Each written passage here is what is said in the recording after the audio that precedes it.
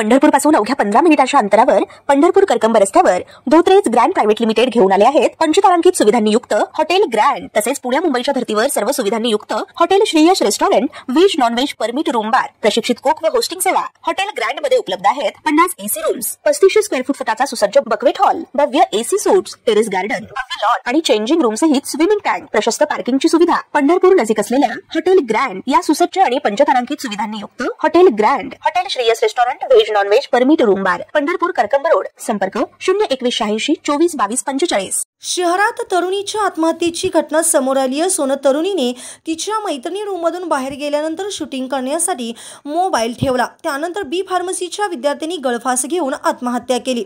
ही घटना सिडको N7 मध्ये बुधवारी 30 जुलै रोजी दुपारच्या सुमारास घडली आहे। शेतकरी कुटुंबातील 21 वर्षीय मुलीने गळफास घेऊन आत्महत्या का केली याचे कारण अद्याप समजू शकले नाही। रेकॉर्डिंगसाठी ठेवलेला मोबाईल फॉरेन्सिक विभागाकडे तपासण्यासाठी देण्यात आला असून कल्याणी परमेश्वर वायाळ वय वर्ष 21 राहणार सावरगाव वायाळ पिंपळखेड जिल्हा जालना असं गळफास घेतलेल्या विद्यार्थिनीचं नाव आहे। या प्रकरणी नातेवाईकांनी दिलेल्या माहितीनुसार कल्याणी ही शेतकरी कुटुंबातील आहे। ती औषधशास्त्रात शिक्षण घेत होती। कल्याणी काही महिन्यापूर्वीच शिक्षणासाठी शहरात वास्तव्यास आली होती। ती साई इन्स्टिट्यूट डी फार्मसीमध्ये 3ऱ्या वर्षात शिक्षण घेत होती।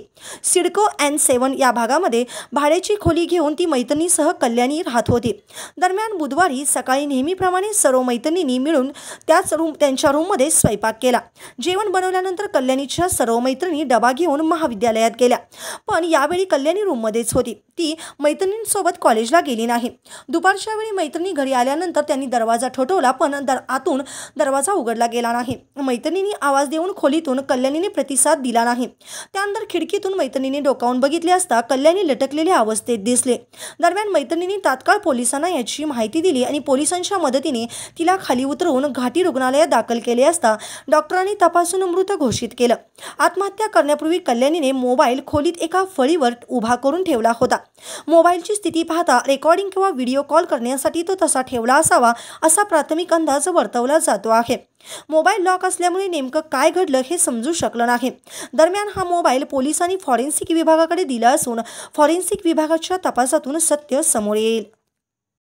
ताज्या घडामोडी पाहण्यासाठी आमच्या YouTube चॅनलवरील PVR म्हणजेच पंढरी वार्ता या न्यूजला सबस्क्राइब करा आणि शेजारील बेल आयकॉनवर क्लिक करा।